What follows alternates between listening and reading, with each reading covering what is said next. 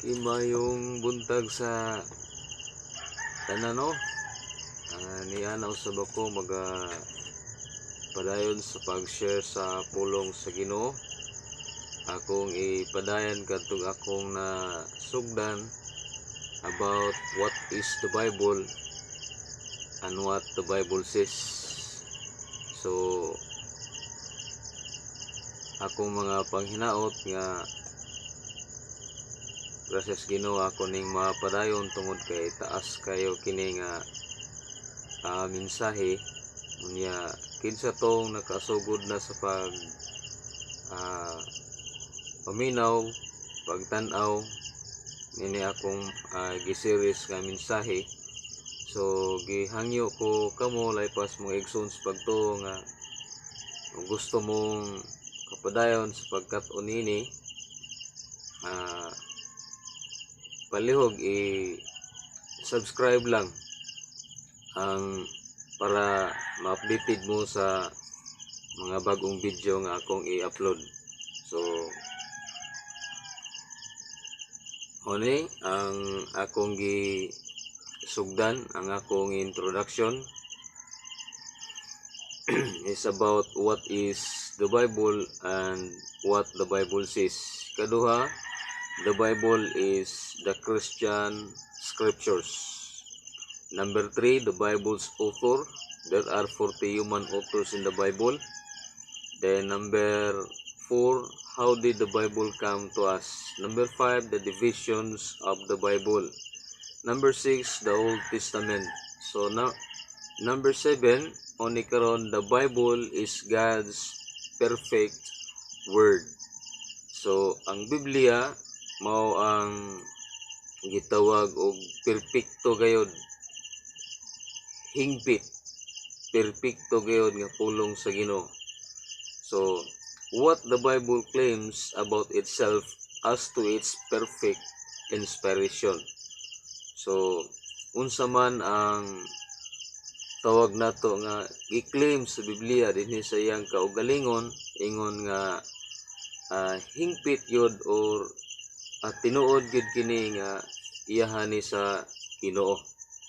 So akong basahon dinhi sa pulong sa Ginoo dinhi sa ikaduhang Timoteo kapitulo 3 bersikulo 13 hangtod sa 17. So ingon dinhi ang Biblia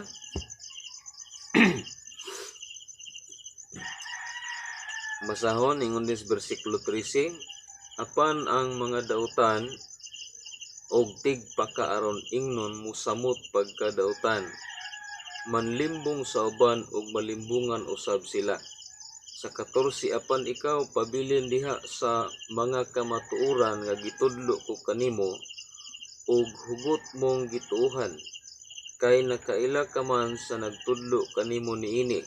Sa bersikulo 15, ug nasayod ka nga sukad pa sa imong pagkabata, nagbasa ka na sa balaang kasulatan nga arang makahatag kanimog kaalam nga maghatod ngadto sa kaluwasan pinagis pagtuo kang Kristo Jesus. Sakit 16, ang tibuok kasulatan gisulat uban sa lamdag gikan sa Dios ug mapuslanon kini alang sa pagtudlo sa kamatuoran, sa pagbadlong, sa pagsaway ug sa pagtudlo unsaon pagkinabuhig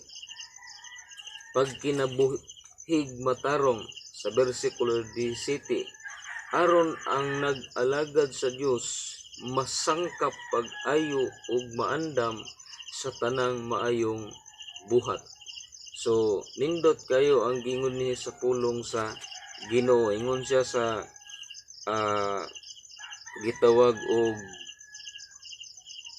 bersikulo 15, ningon dinhi, ang kasulatan nga arang makahatag kanimog kaalam nga maghatod ngadto sa kaluwasan pinaagi sa pagtuo kang Kristo Jesus. So makahatag kini kanatog kahibalo. Ang Biblia maghatag natog kaalam kaalam nga maghatod kanato o maghatag kanato kaluwasan, ingon ang Biblia. Ingon dinhi nganuman tungod giay Lisayas, ang tibuok kasulatan gisulat uban sa lamdag gikan sa Dios ug mapuslanon kini alang sa pagtudlo sa kamatuoran, sa pagbadlong. So tudloan tas pagkamatarong, pagkinabuhing matarong, unya ingon ang Bible, pagsaway. So pagbadlong, pagsaway, di lang kay tudloan tas pagkamatarong, mubadlong usab ang Biblia, musaway usab ang Biblia.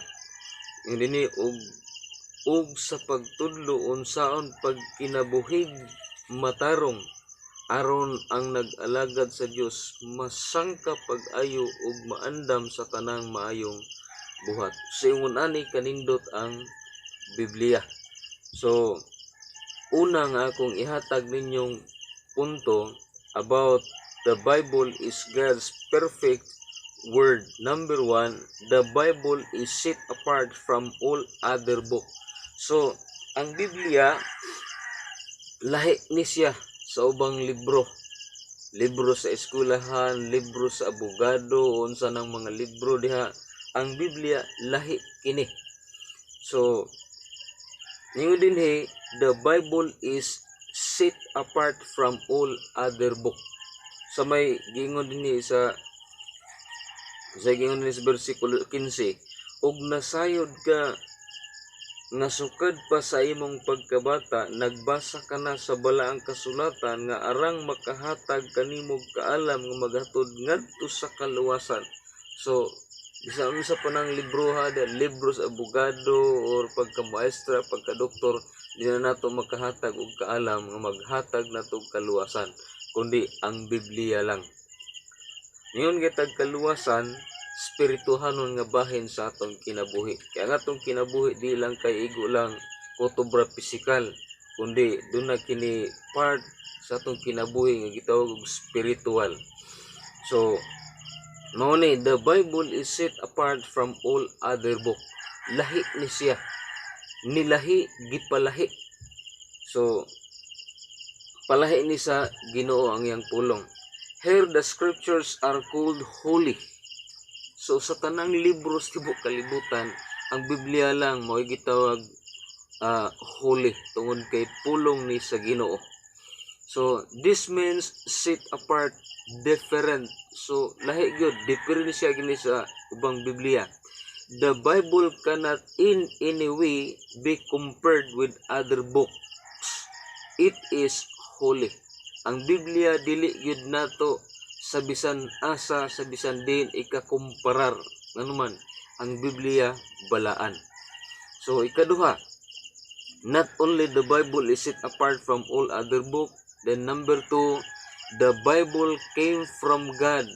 Ang Biblia niabot kini gikan sa Ginoo. Sa bersikulo 16 ingon Bible, ang tibuok kasulatan gisulap uban sa lamdag gikan sa Dios.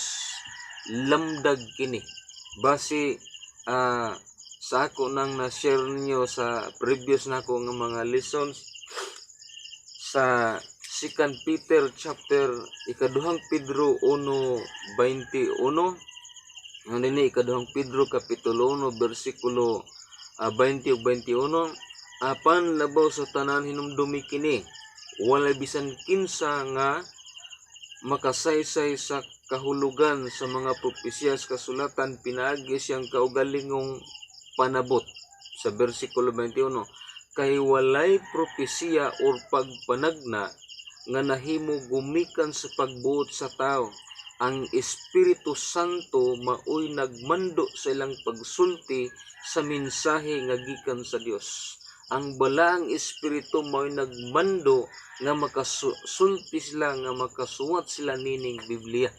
Dili kinabubuton o kaugalingong pagbuot nga masuwat ang Biblia, kundi base sa atong teksto sa ikaduhang Timoteo kapitulo 3 bersikulo 16, lamdag kini gikan sa Dios. Ingon ani kanindot ang Biblia. That is why set apart from all other book. Then number Number 2, the Bible came from God. This verse says that the Bible or Scripture are God breath.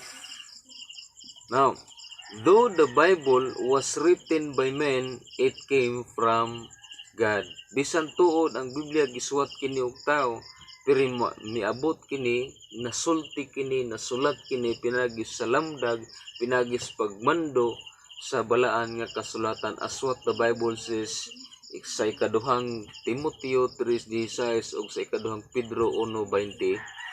Then ikatulo, the Bible came from God in its entirety. Musbon, the Bible came from God in its entirety. Sa iyang kinatibuk-an, from Genesis to Revelation. That is why ng Bible, all scriptures is given by inspiration of God. So, ito nang basa sa versikulo 16 sa atong text. Then number 4, the Bible came from God in its smallest detail. So, bisan sa smallest, bisan sa pinakagamay niya nga mga detalye, kinigikan sa pulong sa Ginoo. Yes, that is why ingon dinhi sa bersikulo 15, og nasayod ka, suwat ni Apostol Pablo ngadto kang Timoteo, ingon sa dinhi, og nasayod ka, si Timoteo niyang pasabot ni Pablo, nga sukad pa sa imong pagkabata, nagbasa ka na sa balaang kasulatan. So, balaang kasulatan. Ingon dinhi ang Biblia, nga arang makahatag kanimo kaalam nga maghatod ngadto sa kaluwasan pinagi sa pagtuo kang Kristo Jesus. Klaro kayo, the Bible came from God in its smallest detail. The word for scripture in this verse is gramma. This means a letter, be speaking, the fact that even the smallest details of the Bible are from God and are perfect. So, perfecto ang pulong sa Ginoo. Walay sayop, even smallest details. So, number 5. Number 1, the Bible is set apart from all other books. Number 2, the Bible came from God. Number 3, the Bible came from God in its entirety. And then number 4, the Bible came from God in its smallest detail. Number 5, the Bible has an all-encompassing theme. The Bible has an all-encompassing theme. Salvation in Jesus Christ, in versikulo 15, the Bible is not just a body of unrelated religious writings on various subjects. It is one book which was planned and given by God for the purpose of teaching man the way of salvation. Likon ako, the Bible is not just a body of unrelated religious writings on various subjects. It is one book which was planned and given by God for the purpose. Gihatag ni sa Ginoo tungod kay naay purpose, naay katuyuan. And what is the purpose? Purpose of teaching man the way of salvation. Then, the way of salvation in Jesus Christ. So, ang Biblia nagtudlo kini sa dalan sa kaluwasan, sa kaalam mahitungod sa kaluwasan, sa kahibalo mahitungod sa kaluwasan. Now, atong makita mo mabasa sa Lucas Kapitulo 24. Sa Lucas Kapitulo 24, ang Biblia nag-ingon, versikulo 44 ug 45, Lucas Kapitulo 24, versikulo 44 4:45 ingon din ang Biblia. Unya miingon siya kanila, kining mga butanga mao gayod ang akong gisulti kanyo samtang ako uban pa kanyo. Kinahanglan matuman ang tanan nga nahisulat mahitungod kanako sa balaod ni Moses ug sa mga sinulat sa mga propeta ingon man sa mga salmo. Unya gipasabot niya sila sa kasulatan. So atong makita dinhi nga ningon ang Biblia nga ang gisulat gikan pa sa kang Moses hangtod sa mga salmo. Ang mga salmo ang nagsulat na si King David. Atong makita nga ningon siya kinahanglan kini matuman ang tanan o gipasabot sila sa Dios sa iyang mga pulong. Kini ang gingnan ani ang mga apostoles. Now ari itong basahon sa Juan Kapitulo 1:45. Juan Kapitulo 1:45 ingon dinhi ang Biblia, gipangita ni Felipe si Nathanael o giingnan, ikahibalag namo ang gisgutan ni Moses sa basahon sa balaod o gisgutan usab sa mga propeta, siya mao si Jesus ang anak ni Jose nga taga Nazaret. So ang gisuwat ni Moses matud pa ni Felipe mahitungod nining tawhana natuman saman mao sa Ginoong Hesukristo. Si Ginoong Hesukristo mo ang katumanan sa kasulatan. Gani ingon ang Roma Kapitulo 10:4 nga si Kristo mo ang katapusan sa kasuguan. So muna ang gingon sa Biblia. Aritas Kapitulo 5:39. Mao gihapon sa Juan 5:39. Ingon ang Bible, nagtuon kamo sa kasulatan, kay gituuhan man ninyo nga diha kanila makakaplag kamo sa kinabuhing dayon, og sila mismo nagsaksi mahitungod kanako.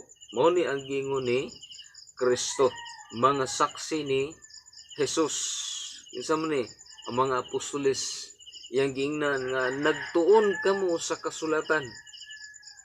Nagtuon kamo sa kasulatan kay gituuhan man ninyo nga diha kanila makakaplag kamo sa kinabuhing dayon. So kini ang bala kasulatan mo ni nagtudlo, naghatag kanatog kahibalog kaalam unsaon pag-angkon sa kinabuhing walay katapusan. So kinabuhing dayon. Arita sa Episo 3:11. Episo 3:11. Ingon din ang Biblia, Episo 3:11. Gihimo kini sa Dios subay sa iyang walay katapusang tuyo nga gituman niya pinaagi ni Kristo nga atong Ginoo. So gihimo kini sa Dios subay sa iyang walay katapusang tuyo. Gisuwat ang Biblia tungod sa dakong katuyuan nga mao ang kaluwasan. Ang kaluwasan nga gisgutan sa balaod even sa sinulat ni Moses, si Kristo mo ang katapusan sa kasuguan. Tungod nga diha kang Kristo makaangkon kitag kinabuhing dayon. Ikaunom, second to the last, the Bible can protect Christians from error. So ang Biblia makahimo usab diay kini sa pagproteher sa pagpanalipod diha sa mga gitawag og errors, mga sayop nga mga sinulat. So ang Biblia arang makaproteher nato. Kung magbasa lang ta, ang pulong sa Ginoo kamatuoran, ang pulong sa Ginoo balaan, unya kun motuo lang ta, wag gitay angay kabalakan. Tungod kay ang pulong sa Ginoo perpekto, 100% nga pulong sa Ginoo. Tao lang ang gitawag og dunay daghang mga kasipyatan. Ikaw ako daghan tag mga kasipyatan, pero kung maghisgot ta og kapadulngan sa atong kalag, sa atong espirituhanon nga kinabuhi, ilabi na pag-angkon sa kinabuhing dayon, salvation ang gingon sa Biblia. Ang Biblia hingpit nga makatudlo nato. Ang Biblia hingpit nga makahatag nato og gabay nga makaangkon kita og kaluwasan. So ikanom, the Bible can protect Christians from error. Mabasa nato na dinhi sa atong teksto sa ikaduhang Timoteo kapitulo 3:13 hangtod sa 15. Now, if the Bible contains myths, mistakes, and untrue claims, it certainly is not a book which can give protection from false teachings. Now, ang Biblia di ay, kung ang sulod ni ining Biblia, itawag lang og myths, mistakes, myths, mayroon gitag myths, kining gitawag og legend or story, legendary story, or gitawag ni unusual one that attempts to account for something in nature, or gitawag kinig any invented story. So kung mga imbento lang, mga hinimo-himo lang ang niya sa kanang Biblia, di ni makahatag nato, di ni makapanalipod nato sa gitawag og mga sayop o dili tinuod ng mga kaalam o books o kining gitawag og dili nato makahatag og hingpit or 100% kakasiguruhan kung inimbento lang Biblia. Na ang Biblia dili ni mga imbento. Kay base sa akong nabasa sa Book of Mateo, pag-ingon sa Biblia nga dunay gubat nga mahitabo, makadungog kamog mga kanang mga dungog-dungog mahitungod sa gubat, nahitabo man gyud ang gubat. World War I nahitabo, World War II nahitabo. Paingon sa Biblia ang dunay famine, dunay mga kagutom nga mahitabo, mga pestilences, mga pagdagsang sa mga sakit-sakit nahitabo. Paingon sa Biblia ang dunay linog mahitabo, dunay bagyong mahitabo.